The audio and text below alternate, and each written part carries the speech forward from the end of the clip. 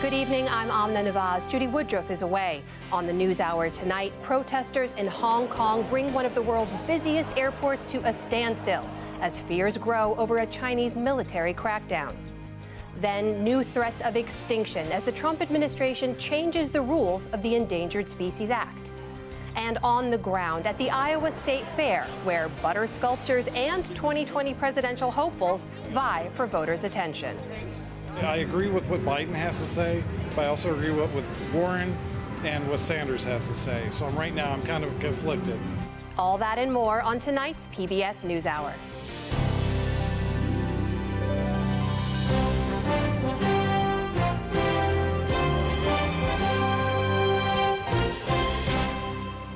Air traffic in Hong Kong was brought to a ground stop after a fourth day of protests inside the international airport.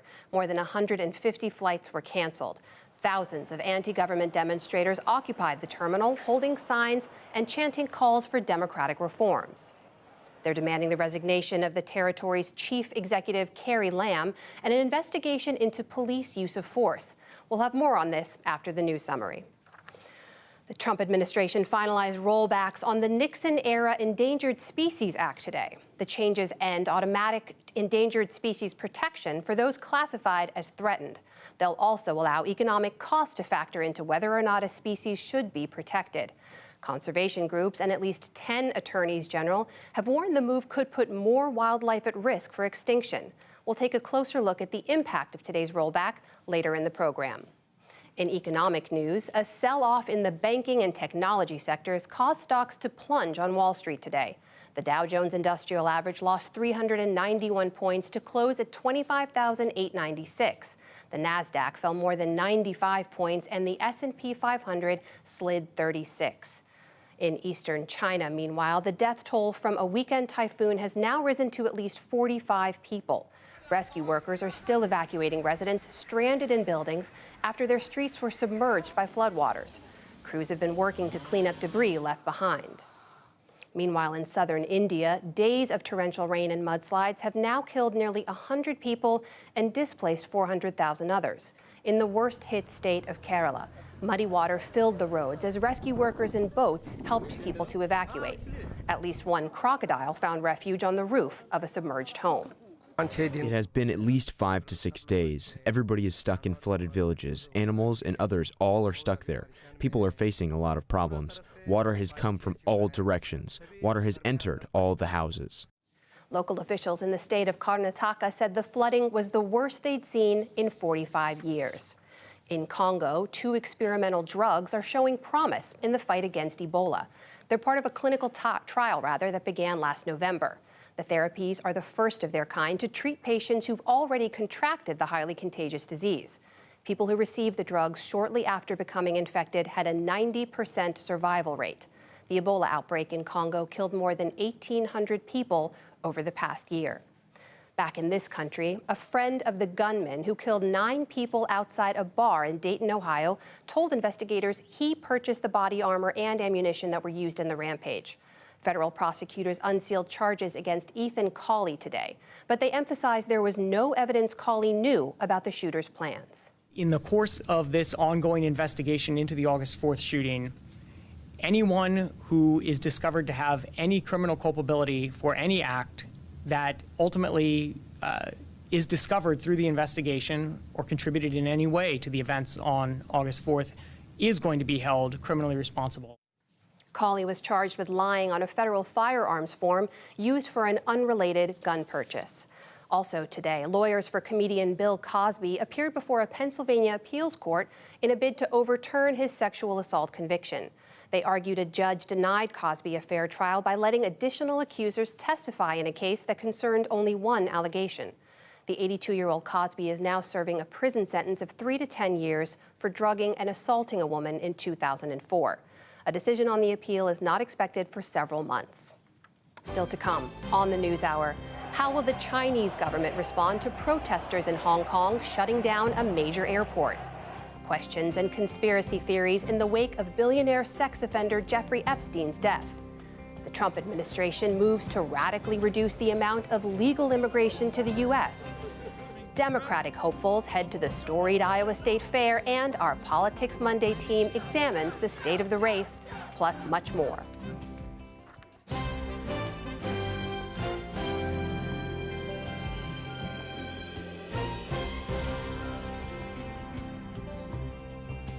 Hong Kong's airport was shut down today, occupied by thousands of protesters. The authorities in Beijing again struck an ominous note, comparing the mass protests to terrorism. And as thousands of Chinese security personnel mustered on Hong Kong's border, Beijing declared there should be, quote, no leniency or mercy for the protesters. Jonathan Miller of Independent Television News reports. In air thick with tear gas, inside an underground station, Hong Kong police last night resorting to ever harsher tactics. These protesters had been attempting to flee. Across the harbour outside a Kowloon police station, a protester was shot in the eye with a baton round from a police shotgun.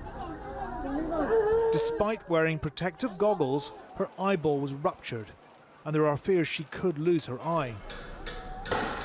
Earlier, in the same location, police fired tear gas from inside the station. A pitched battle ensued as protesters laid siege. Then this. Policeman inside suffered burns to his legs. Today, an infuriated Beijing lashed out, branding this terrorism. The State Council, China's cabinet, ratcheting up the ruthlessness of the rhetoric, leaving no room now to back down. These were sinister and serious crimes, it said. Protesters reckless. Things had reached what the spokesman called a critical juncture. Such violent crimes must be resolutely cracked down on in accordance with the law. No leniency, no mercy. We strongly support the Hong Kong police as they enforce the law strictly to bring the criminals to justice as soon as possible. There's been mounting alarm in Hong Kong over whether China might order the military onto the streets. But today, Communist Party papers released footage, complete with sinister soundtrack, showing convoys of People's Armed Police heading to Shenzhen, on Hong Kong's northern border. These paramilitaries, under the command of the Central Military Council, headed by President Xi Jinping himself, have been used to put down protest, often brutally, in other restive regions. Growing outrage over police brutality led to thousands of demonstrators converging today on Hong Kong International Airport, one of the busiest in the world, forcing the total cancellation of all flights in and out. It's the protesters who are brutal, the police said today, exhibiting weapons they said were confiscated. Most Hong Kongers won't buy that now. The trust is broken. There are 28 years still to go before China can take full control of Hong Kong, but Beijing looks impatient to bring the territory under its authoritarian aegis. Among Hong Kongers, banks and businesses, a quiet but rising panic.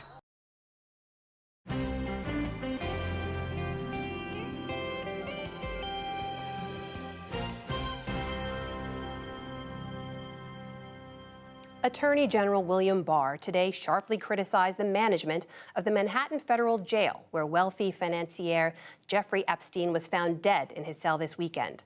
As John Yang reports, Epstein's death does not mean the end to the federal sex trafficking investigation that led to his indictment. Amda, in his remarks today, the Attorney General also pledged that any co-conspirators should not rest easy. The victims, he said, deserve justice, and they will get it. So where does the case go now? Jessica Roth is a professor at Yeshiva University's Cardozo School of Law and joins us from New York. Jessica Roth, thanks. What do prosecutors in the case of the United States versus Jeffrey Epstein do now that Jeffrey Epstein is dead? Well, the case against Jeffrey Epstein himself will be dismissed because he's now deceased, and you can't proceed with a criminal case against a person who's dead. But the overall criminal investigation will continue. Over the weekend, U.S. Attorney for the Southern District of New York, Jeff Berman, issued a statement in which he made clear that the criminal investigation would continue, and he said that his office would continue to stand up for the victims. And in particular, he pointed to the fact that Jeffrey Epstein had been charged in one count of the indictment with conspiring with others to engage in sex trafficking. And that's significant because the law of conspiracy requires proof that two or more persons agreed to commit a crime. And what that means is that Mr. Berman was prepared to prove in court that at least one other person and possibly others were engaged in a criminal conspiracy with Jeffrey Epstein. Well, we know that in that highly criticized Florida non-prosecution agreement, were named 4 potential co-conspirators who were not charged. And in this New York indictment, there were 3 people cited, though not named, who also participated in this. You think we're likely to see indictments against those folks coming up in the coming days? I don't know about the timeline, but certainly from everything that's been indicated by the U.S. Attorney's Office and what's been publicly reported, it would seem that they have significant evidence against other people. As you mentioned in the indictment, there are people identified not by name, but in terms of the role that they played. So clearly the U.S. Attorney's Office has evidence against those other people, and they will be pursuing that investigation and looking at also the evidence that was collected during the search of Jeffrey Epstein's homes that was done on the day of his arrest to see what that yields about the involvement of co-conspirators and accomplices. It's been reported that his pilots have been subpoenaed for their testimony, and they would have significant information about who else may have been involved in arranging that travel to facilitate the sex trafficking. So I think we need to be patient as the investigators reorient to a case in which Jeffrey Epstein will not be sitting at the defense table. But Mr. Berman made clear that the investigation is ongoing. And even without a conviction, can prosecutors go after his assets, or in this case, I guess, his estate?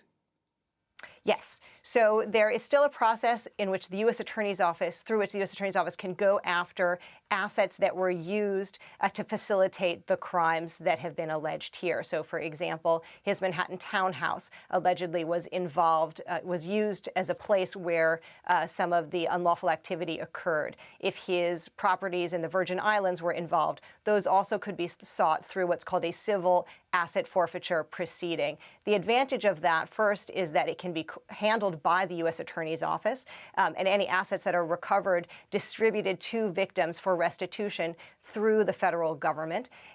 It also allows proof by a preponderance of the evidence standard, which is the civil standard of proof rather than the criminal proof beyond a reasonable doubt standard.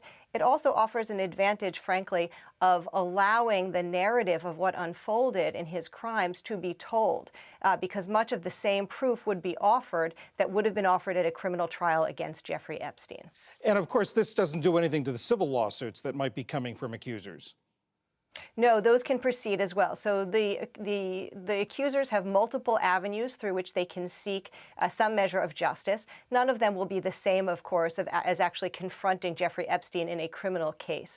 But through the civil lawsuits, they can pursue his estate. As I mentioned, the civil asset forfeiture proceeding against specific assets that were used to facilitate his crimes is another avenue of potential relief. And then, of course, as we discussed a moment ago, there's the possibility of criminal proceedings against others who were his accomplices and co-conspirators. Jessica Roth of the Cardozo School of Law, thank you very much. Thank you.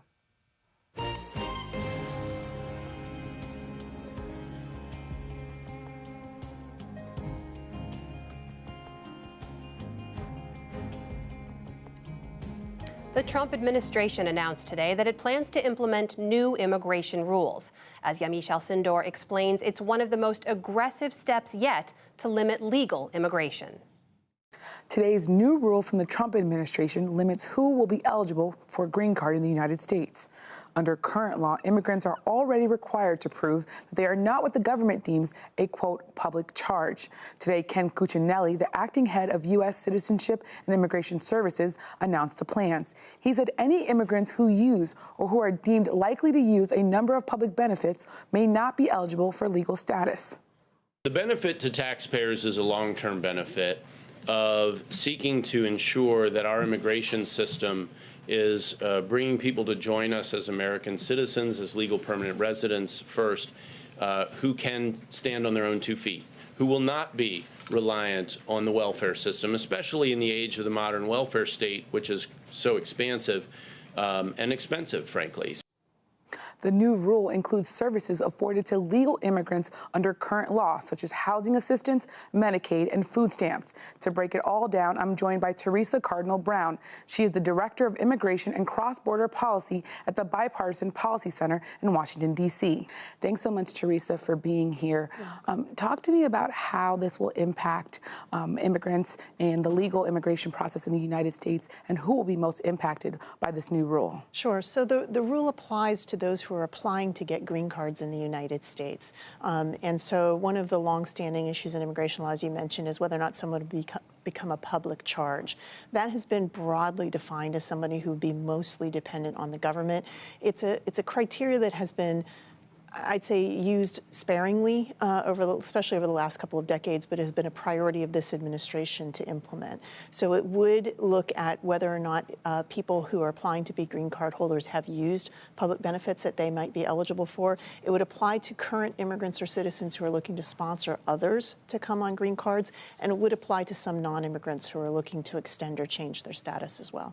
What can you tell us about how much immigrants use public benefits in comparison to native-born Americans? So we did a literature review a couple of years ago about who uses public benefits. And what we found is individual immigrants use benefits less often and at lower rates than U.S. citizens do. But some immigrant-headed households, particularly those with U.S. citizen children, may use more of them because the children are eligible for benefits that maybe the immigrant parents are not. Critics of this new rule say that this is the Trump administration again unfairly targeting immigrants. There are talks that there are going to be swift legal challenges to this.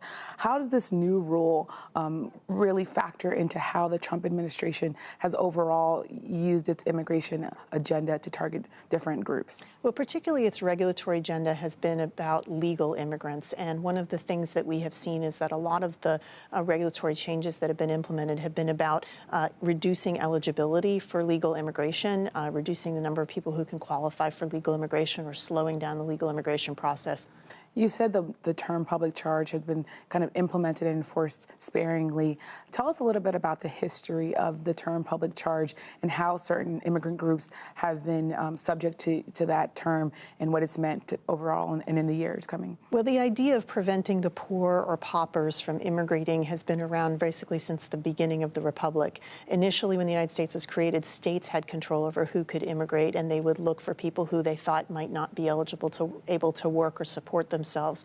In the 1800s, Congress passed the first sort of uniform immigration rule. It was the Chinese Exclusion Act that also included this public charge rule. But over the years, it has been very subjectively enforced. So, for example, during the Ellis Island days, they would look at whether or not they thought somebody was physically able of performing work.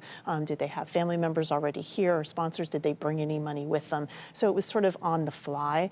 This has been a priority of this administration to get a public charge rule published since the administration came in. An executive order was issued very early in the presidency asking for this to be done.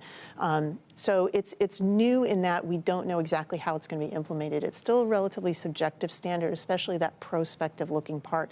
Is an immigrant likely to become a public charge? That's where it's a little more iffy, because they're going to look at things like, does the immigrant have a work history? What's their education level? Do they have any health issues that might affect whether or not they would become a public charge? We have to kind of see how that would be implemented, but we've already seen some of this because consulates overseas have been implementing some of this through the visa review process over the last year already. Now I want to turn to a major story from last week. Some 680 immigrants were arrested during immigration raids at food processing centers in Mississippi. What goes into such raids, and what legal consequences, if any, might employers face? So a raid like that of that size and scope has probably been in process for many, many months. It probably was based on some information that Immigration and Customs Enforcement received that those employers are employing undocumented immigrants. Then they also collaterally arrested undocumented immigrants they found on the premises. Now ICE will go through all that documents that they found during those search warrants to see if they have enough evidence to proceed with prosecutions of those employers. So we may see some prosecutions, but historically it's been much more difficult to prosecute employers for knowingly hiring undocumented immigrants than it has been to arrest the undocumented immigrants themselves and see them deported. Well, lots of immigration news. Thanks so much for joining us, Teresa Cardinal Brown of the Bipartisan Policy Center. Thank you.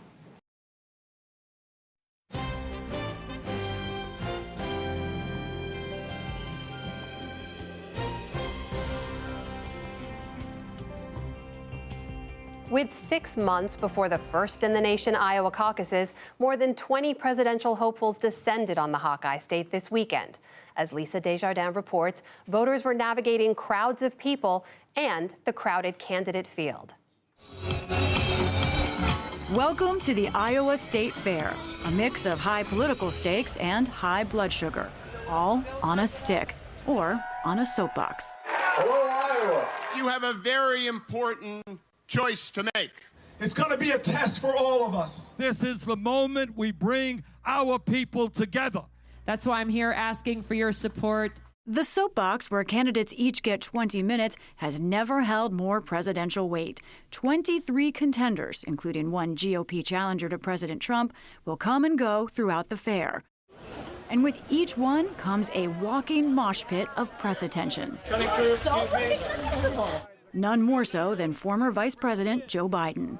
Well, I got to get there. Here we go. The jungle gym. Who barely had room at his own press conference. Biden has been here before in failed runs in 1988 and 2008, but he's never had the lead in Iowa until now, and it's a large, nearly 10-point lead. Go, Joe! His supporters feel they know him, they trust him. I like Joe Biden. You know, I enjoyed him when he was with Obama and stuff, and so I think he would definitely be a good candidate for sure. But opponents question if Biden sparks enough passion. How do you do that? Look at the polls. So far, so good. I do it by being me. Look, no one's ever, including reporters who cover me all the time, no one's ever doubted I mean what I say. The problem is sometimes I say all that I mean. It's everything. Matt Paul has deep roots with the Democratic Party in Iowa. He ran Hillary Clinton's winning Iowa campaign in 2016. Despite Biden's early lead, Paul says the state is still up for grabs. He's popular here, but he has work to do. He's got to be here more. I think he's got to talk about the future. Some voters are more blunt about Biden. If he was the primary candidate, I would still vote for him, but I don't want him to be the candidate. I want someone new and fresh. Good morning. Good morning. Among those angling as new and fresh is California Senator Kamala Harris. Third in Iowa polls, her staff is energetic and her fair crowd was large. But she dipped in the last poll here and admits she's still building. We have over 65 staff in Iowa, and there are people in this race who have had national profiles for many years. I'm still introducing myself to people. 2020 is our big chance. Quickly surging here is Massachusetts Senator Elizabeth Warren, now second in the Iowa polls and captain of what many see as the best organized ground game in the state, with fired-up volunteers like Joey Otting. I think it's important that we just take a new, almost radical, not to call Elizabeth Warren radical, but take a big change in direction. This is a problem for Bernie Sanders. Let me make a major announcement. Pretty good. The Vermont senator is still popular in Iowa, but losing the most ground to Warren. Over 1 million people will come to the Iowa State Fair, and that is a prime political audience, especially for the many Democrats trying to break into the top tier. Thanks for bringing young talent. The problem? There are just so many candidates, and they're seemingly everywhere. Flipping pork. How's that for a pour, huh? Pouring beer, counting corn kernels. Voters are overwhelmed. I'm a registered Democrat. I'm an open ticket voter, but I have no clue what I want to do. Buttigieg, Biden. Biden. I like Beto, but we'll see how it goes with that. I agree with what Biden has to say, but I also agree with what Warren and what Sanders has to say. So right now I'm kind of conflicted. And thus, candidates are self-separating in groups. The Midwesterners. How do you break out? I think you do it the old-fashioned way. You just keep reaching out to people and you meet people. When people hear what I have to say, especially coming from Ohio and being in Iowa, it's very similar culturally. Those focused on personal contact. I've had a lot of town halls, lots of events at breweries, and it makes a difference because people can get to know me, I can get to know them, and make sure I'm lifting up their voices. What I'm really focused on is doing what we're doing out here today, really getting down into communities here in Iowa, New Hampshire, and other parts of the country. I believe that as the race gets smaller and smaller, people pay more attention to the candidates. And the I can get it done policy folks. The way we break out is by just keep hammering the message to the American people that we need solutions, not sound bites, and that it's not their imagination. When the field shrinks, they're going to start focusing on ideas, who's got the best ideas, who's the best person to beat Trump, and that's when I think I can break through. I just got to keep finding fresh ways to talk about what we did in Colorado, and most importantly, how we brought people together. And then there's New Jersey Senator Cory Booker, who says he's already rising in less noticed metrics like endorsements and staff. The people that have gone on are people more like me. The people like Jimmy Carter or Barack Obama or Bill Clinton are people who were considered long shots this far out, but what they were doing was they were building incredible organizations here in Iowa. There's another issue for Democrats in Iowa, beating President Trump in a state he won by 9 points. I like Trump. I like Trump. He's just a guy.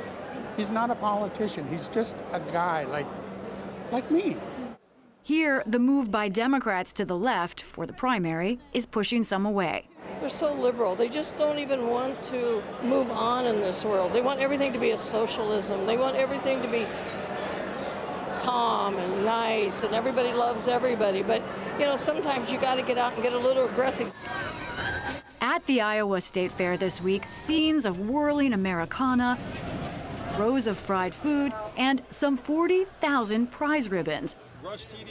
But for candidates, far less reward. Traditionally, just the top 3 finishers in Iowa are thought to have a real shot at the nomination. The fair marks the end of summer for the state, but it's the beginning of the real heat in the race for president. For the PBS NewsHour, I'm Lisa Desjardins at the Iowa State Fair in Des Moines. Of course, the Iowa State Fair stretches on until next Sunday, and there are still a few candidates for fairgoers to see, including tomorrow's soapbox headliner, that's South Bend, Indiana Mayor Pete Buttigieg. But for now, this is a good place to start our Politics Monday roundup with Tamara Keith of NPR and co-host of the NPR Politics podcast, and Shauna Thomas, D.C. Bureau Chief for Vice News. Thanks to you both for being here. Good to be with you. So no fried foods, no butter sculptures, but a lot of politics to talk about. Yes. Let's do it. The Iowa State Fair, Tam, it's supposed to be an opportunity for candidates to break away from the pack, to take a chance to shine if they can, or kind of continue in the middle and fight for air. Did anyone stand out to you over the last few days? Yeah, and so I was there. I was technically on vacation. I did eat fried foods, but I also you can't played turn political off. tourist? I played political tourist. You can't turn it off. And so what I saw is that candidates like Kamala Harris and Elizabeth Warren, who are not at the very top in the polls, drew very large crowds of very interested people who came early and stayed late and watched their speeches. In fact, for Warren, when she was speaking at the soapbox, you actually couldn't walk past the entire grand passageway or whatever it's called. The big road in the middle of the fairgrounds was just completely congested with people who had stopped to watch her speak.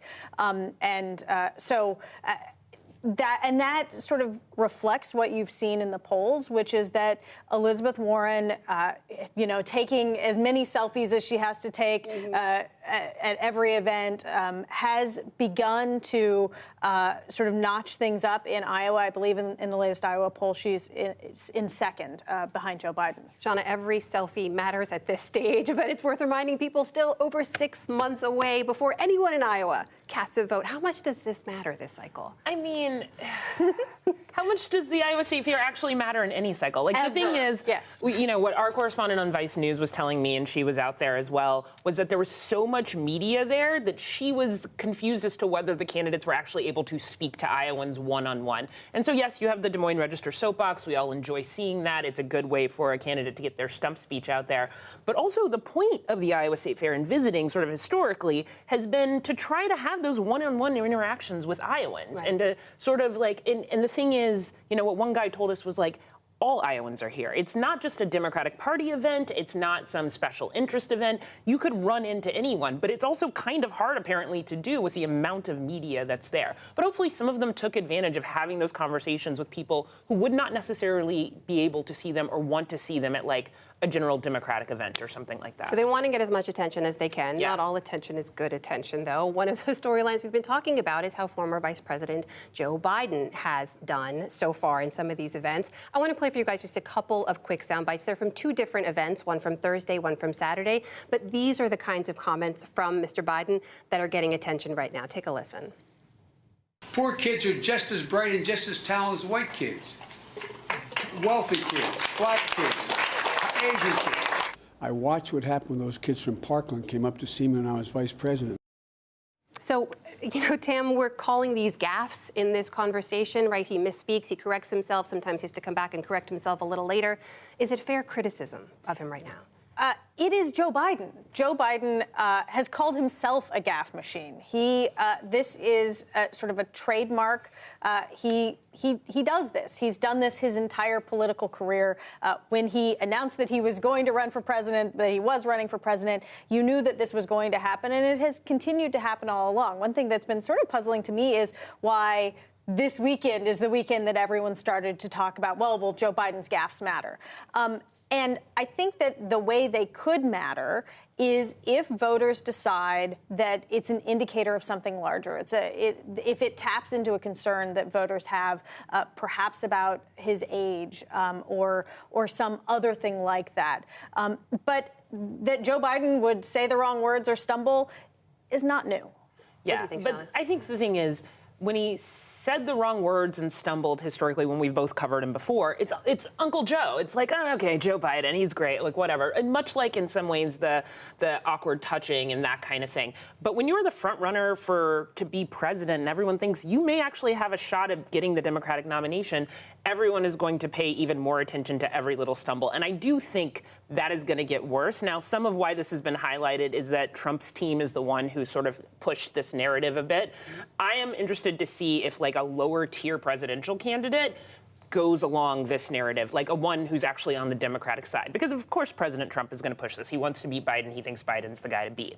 But do the Cory Bookers of the world, or does someone else start trying to talk about Joe Biden's age and play these gaffes or anything like that? Does it cause Democratic infighting? And I think that's something to be more worried about at this stage for Biden. You mentioned President Trump, and I want to ask you about something else. Over the weekend, he retweeted a post from a comedian linking the Clintons to the death of Jeffrey Epstein, the accused sex trafficker in jail this weekend. We're not showing it here because it is a conspiracy theory. It is baseless. It traces back years to some far-right conspiracy theories.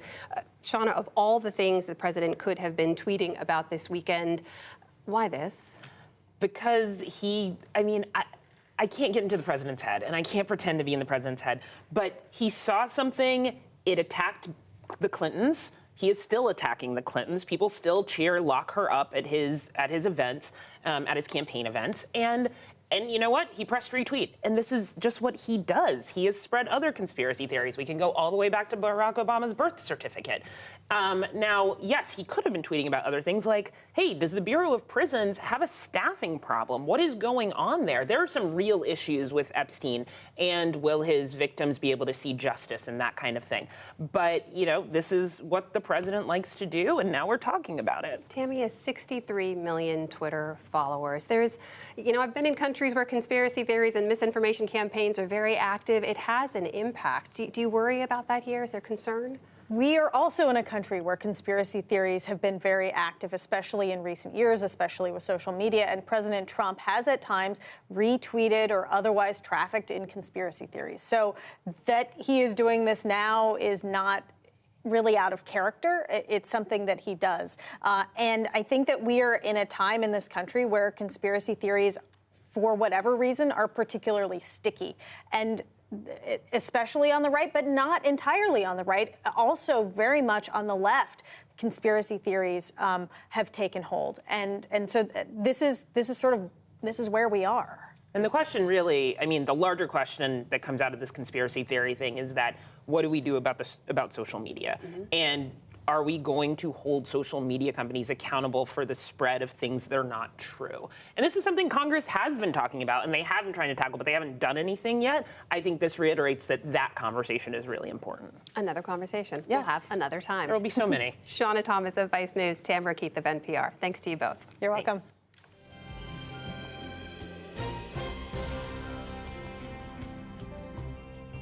The Trump administration is making some of the broadest changes in years to the Endangered Species Act, the landmark law signed by President Richard Nixon that's been credited with saving iconic species like the bald eagle and the grizzly bear. William Brangham explores what today's changes could mean. That's right, Amna. The Endangered Species Act currently protects about 1,600 species in the U.S. by limiting the activities that could harm those species. And it's been overwhelmingly successful in protecting those plants and animals. But the act has been a target for Republican lawmakers and industry groups for years. They argue these protections cost too many jobs and too much money. Now, the Trump administration is proposing changes that one Democratic lawmaker referred to as taking a wrecking ball to the act. Joining me now is New York Times environmental reporter Lisa Friedman. Lisa Friedman, welcome back to the NewsHour. Thanks so much for having me. Before we get to the administration's proposed changes, what can we say, what species can we credit are alive today because of the Endangered Species Act? The Endangered Species Act has helped to save from extinction some of the most well-known plant and animal species in the country. The bald eagle, the grizzly bear, the humpback whale are all species that owe a tremendous amount to the protection of the Endangered Species Act. As I mentioned before, the Republican lawmakers for decades have hated this law, wanted to dial it back. Industry groups have said the same, saying it's too costly, it's not really helping as much as it is hurting our industries. What is the Trump administration proposing with these new changes? There's a number of changes in the final rules that were issued today. A number of them are ones that environmental groups fear will severely weaken protections for plant and animal species. I'll list just two of the big ones for now. One of them is a measure that would weaken the ability of scientists to protect species against the threats of climate change. Another is a phrase that would introduce the ability of the federal government to include economic analyses. An analysis meaning if we're going to protect X species, it might cost us Y amount of money. Absolutely right. Currently, the way the law reads, scientists can only consider one thing when they're deciding whether or not to list a species as threatened or endangered: the science. Is it threatened? Should it be listed? That language is going to be eliminated, and what replaces it will give the federal government the ability to conduct analyses, just as you described, to find out whether listing a species will cost money and perhaps lost development. The Interior Department has insisted that this won't change anything, that decisions will still be made purely on the basis of science. They just want to have the information and be able to know the information when these listing possibilities come up. These changes are coming amidst a lot of news about endangered species. We saw the UN a few months ago put out this report indicating that upwards of 1 million plant and animal species globally could be threatened if we don't change our ways. Yeah. Help me understand what the administration is arguing here. Are they saying, here in the U.S., we're doing endangered species protection just fine, or are they saying we can do it in a better way? What are they arguing? Yeah, I think, what we've heard from the administration is that it's possible to both be stewards of the environment while also cutting red tape. And their argument is that that is what they're doing with this regulation today. Is there a sense that if these changes go through, any particular species that might be impacted? One of the ones we hear about a lot are species that are affected by climate change. And, one that comes to mind easily is the polar bear. The polar bear habitat is going to be affected dramatically by climate change. As their sea ice and their habitat disappears year after year. Exactly. Some of these changes are far into the future. Whether this new regulation hamstrings scientists' ability to take action to protect these species is something that environmental groups are very worried about. We know these are proposed rules. Probably going to be some lawsuits, right? What's the future look like? Today we heard from the attorneys general of Massachusetts and California. They have vowed to sue. Senator Udall, who you mentioned, said that he's going to be looking at legislative measures to block this in Congress. It seems that with the makeup of this Congress, it's going to be very hard to pass anything that would block this legislatively. So I think some of these questions about whether this regulation will stand the test of time are going to be answered in the courts. Lisa Friedman of the New York Times, thank you. Thank you.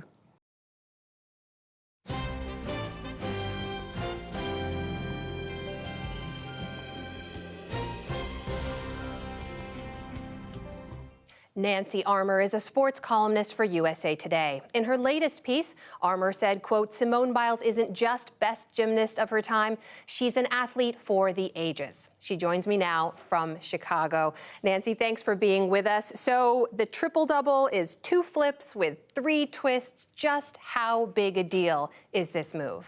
It is huge.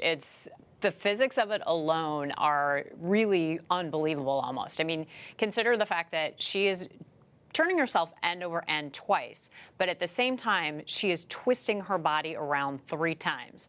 You have to have the physics of that exactly right, or you basically will stop in the air and kind of plop to the ground. And she also has to know exactly where she is in the air. Otherwise, she could do some real damage if she's off at all. The power and the strength that it takes to do this is really nothing short of amazing. And obviously, this is why it has taken so long for a woman to even try it, let alone land it like she did. You wrote in your column she got so much height that if there was an SUV parked on the floor, she would have cleared it. And it's worth noting it was one of 2 record-breaking moves she made, right? Yes, she also did a double off dismount off of balance beam, which is a double twisting, double somersault. And what makes that so amazing is that she's basically at a complete standstill before she does it. So imagine you are trying to dunk a basketball from flat feet.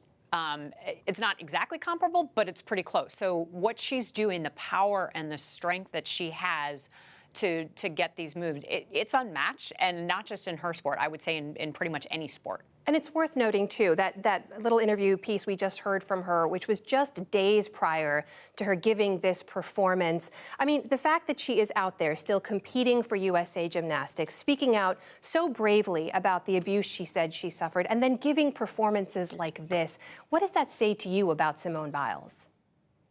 She's not only an amazing athlete, she's an amazing person. And Simone recognizes the power that she has and the influence she has. She is the best thing that USA Gymnastics has going and has had going for the last couple of years. And she picks her spots and she picks what she wants to say and how she wants to say it. But she recognizes that she has an influence and that she can hold USA Gymnastics' feet to the fire and the USOC and even Congress, because she is the best gymnast in the history of her sport, and she's been failed, and somebody has to answer to that. And she continues to point that out and demand that they do right, not just by her, but the other hundreds of women who were abused by Larry Nassar.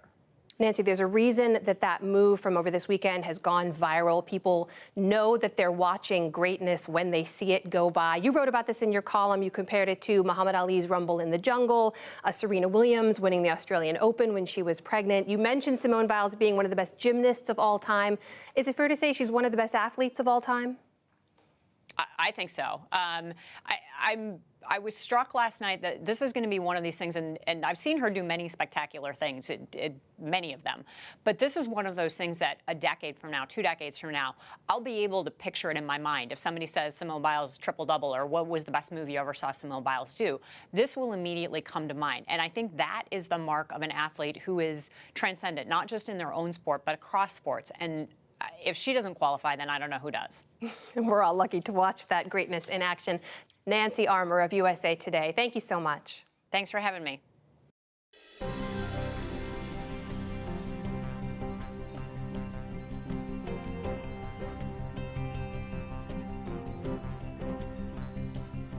Star Wars creator George Lucas and Game of Thrones author George R.R. Martin have cited him as an influence on their work, helping them to imagine what an adventure story might look like.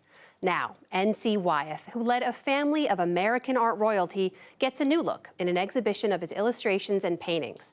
Jeffrey Brown reports for our ongoing arts and culture series, Canvas. The beautiful Brandywine River Valley in Pennsylvania, inspiration and home to Newell Converse, better known as N.C. Wyeth. Today, it's also home to the Brandywine River Museum of Art in Chadds Ford, which is giving Wyeth a new look. It was Robert Louis Stevenson who wrote the beloved adventure tale Treasure Island. But for millions of Americans beginning in the early 20th century, it was Wyeth who created the lasting images of pirates and much more. The personal painting, the illustration, he did mural work, he did advertising work. So his reach into the different aspects of visual culture is so broad. Christine Podmanitsky is co-curator of the exhibition N.C. Wyeth New Perspectives. The goal here, to present a more well-rounded portrait of an artist who painted scenes of rural life here and in coastal Maine, where he had a residence, but who remains best known for his book illustrations, the smaller reproductions of his large-scale paintings for such classic children's stories as Robin Hood, Last of the Mohicans, King Arthur. Wyeth's genius, says Podmanitsky, was to find just the right moment in the story to bring to life, as when young Jim Hawkins first leaves home in Treasure Island. I said goodbye to Mother in the Cove. That's all Stevenson writes. That's it. That's One it. line? That's it. Yeah. All he writes about Jim Hawkins leaving home, going off on this exploit where he's to search for treasure. But when you look at the painting, you see how much N.C. Wyeth has brought here in the form of emotion. First of all, the characters themselves, the look on Jim Hawkins' face, but his use of shadow, the sharp lines, the sort of cloud over the mother, posture, all sorts of things heighten the sense of what's going on. Wyeth's first breakthrough in 1902 was a cover for the Saturday Evening Post, imagery of an already past and mythic American West. He created magazine advertisements, including for Cream of Wheat. It was a time before television and our own screen-saturated lives, the golden age of illustration, and Wyeth was at its forefront. The commissions allowed him to buy property here in Pennsylvania and to support the other part of his life for which he became best known, as patriarch of an American art family dynasty, father of 5 children, 3 of them painters, most famously the youngest, Andrew. Andrew Wyeth would become one of the biggest names in 20th century American art, also focusing on his hometown of Chadds Ford and summer home in Maine, including the celebrated Christina's World from 1948. Andrew's son, N.C.'s grandson, is Jamie Wyeth. This is the grounds of your childhood, huh? Yeah, my grandfather's orchard and whatnot, and then my aunt used this N studio. Jamie, now 73 and also a prominent painter, first learned to draw in the grand studio N.C. built here. Jamie never knew his grandfather, who died in 1945 at age 62 in a car accident at a railroad crossing. The studio is owned by the Brandywine Museum. Is this pretty much the way it was when you were a kid? Totally. It hasn't been changed at all. It's as if he walked out of it yesterday. He painted this giant mural for a Wilmington bank. And my father told me that when he'd work on these enormous murals, he'd, put a line or a brushstroke on and then walk back to see the visual effect. So he'd go up and back and up and back. Back and forth, yeah, putting them, it's pretty loosely and thinly done when you get up to it, but to do this expression and then get back, knowing this thing would be 50 feet from the viewer and whatnot. All around, the collection of items he gathered for his book illustrations. Coming to this studio was magical to me because here it was full of costumes and cutlasses and flintlocks, and a lot of his illustrations were still in the back room here. So I go through them for hours. This was like the amusement park in a way. Oh my God, Yeah. it was just magical. My father, of course, I would pump him, was ask him about N.C. Wyeth, and he said he wanted the paintings to leap out of the page as you read them, to grab you by the neck, and they sure do. As the show makes clear, though, N.C. also had larger ambitions, to be taken seriously as a fine artist rather than just a successful commercial illustrator. Much of the exhibition's second floor displays the more personal paintings Wyeth created largely for himself, as well as two from his late-in-life first solo exhibition in a New York gallery. Among those, Island Funeral, which uses paint Wyeth made from dyes he received from the nearby DuPont company. And that's how he gets these beautiful, deep, sort of jewel-like tones here. There's a lot of tension going on here between the old-fashioned, say, bird's eye view, the new cutting-edge dyes, the death of an island patriarch. Well, N.C. Wyeth is in his late 50s at this point. He is already been publicized, if you will, as the patriarch of his own family. So there are thoughts, I think, of mortality. There are also signs of Wyeth, a traditional artist, flicking at some of the more modern painting techniques of his time. This is one of the most fascinating paintings as far as technique goes, because you have him here trying to capture the light on this chainmail or armor, and it's just a magnificent piece of painting. And grandson Jamie goes so far as to see in this exhibition an unusual kind of group show, all by one painter. He tried so many different techniques, so many different approaches. Some are very Cézanne-like, broken color, impressionistic. Tried them all, which is wonderful, I guess, you know. There's a wonderful little self-portrait of him looking, it's just teeny and just very delicately done. Painting, Jamie says, has been the family passion. It was sort of like another world, the comparing the three generations and so forth. And I happen to adore their work. I mean, these two individuals, very different individuals, very different approaches to painting. I mean, what a thing to build on.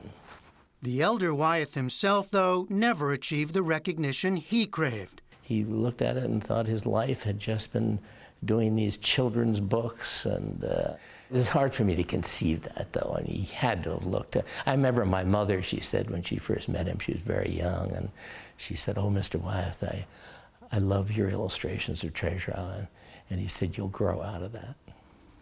Really? And he was wrong. N.C. Wyeth New Perspectives is at the Brandywine River Museum of Art through September 15th. For the PBS NewsHour, I'm Jeffrey Brown in Chadsford, Pennsylvania. The exhibit moves next to the Portland Museum of Art in Maine, and in 2020 to the Taft Museum of Art in Cincinnati. And that is the NewsHour for tonight. I'm Amna Nawaz. Join us online and again here tomorrow evening. For all of us here at the PBS NewsHour, thank you. We'll see you soon.